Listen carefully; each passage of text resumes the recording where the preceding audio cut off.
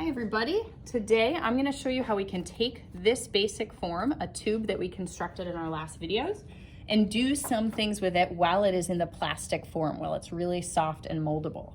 So we're going to be talking about a couple things that you see on this sheet. We're going to be talking about tucks and darts, how you can make cuts to add clay or take clay away. And we're going to talk about how you can shape your clay. So if you look here, I've got a tube and then I can change it into like a square shape or something else. Two examples to go off of.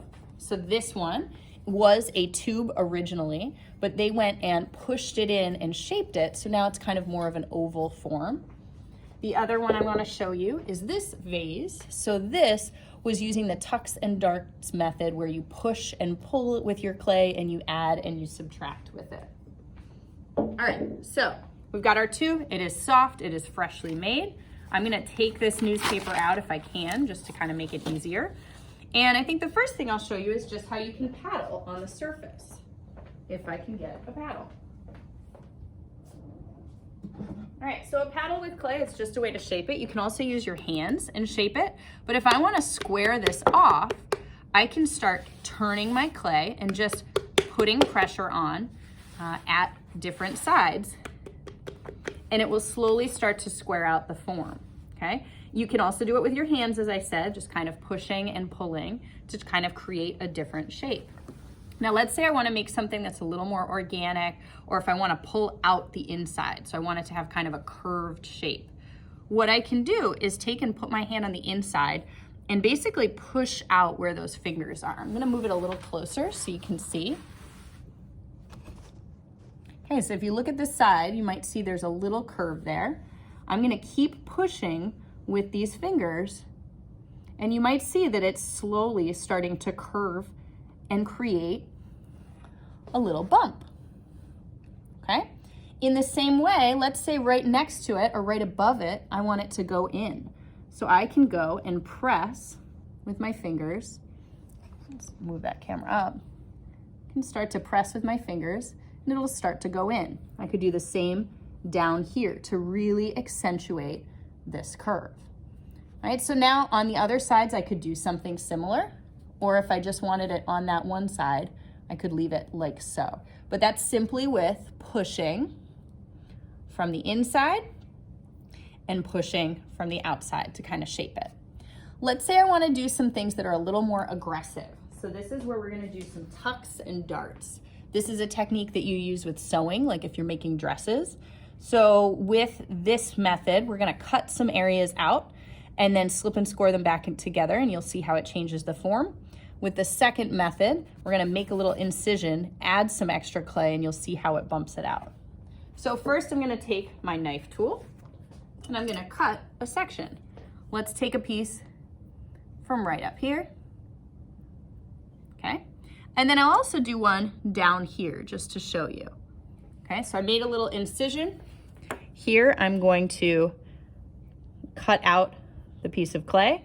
The shape of it will determine what happens to your clay.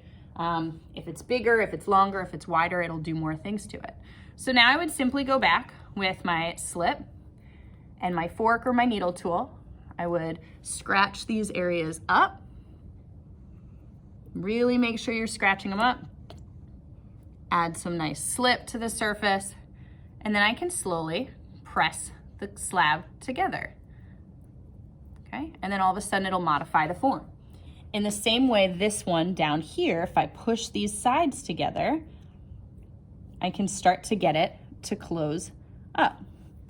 Now with forms like this, you're probably gonna want a Band-Aid coil, some fresh clay that you can go back and kind of fill that seam in with, just to make sure that it stays really strong. And you can do that both on the inside and on the outside to really protect the seam if you can get your hand into both. All right, so I know it's not the cleanest thing, but you can see I went and made a big indent. And then if you look up at the top, right up here, you can see it really indented too because I cut away the clay. All right, one more thing I can do, I can add a segment in. So let's say this side's a little more interesting, this side needs a little work. I'm gonna go and insert another piece of clay. If you notice, I'm doing them in the shape of leaves. This is kind of a nice form to kind of add in, but it doesn't have to be this way. So if I'm gonna add this in, let's say right over here, I'm gonna make a little incision. So you can see I cut into the clay, and then I can push it out. Okay, and I'm trying to mimic the shape that I just created. This is a little thin or a little narrow, so I'm just gonna kind of pinch it out a little more. And just like I did before, I'm gonna add my slip, I'm gonna scratch in, really open up the seams. So then when I put that fresh clay in, I can press it in. And eventually, once I clean this up, nobody will know that I ended up adding that extra clay, which now gives me kind of a more interesting form.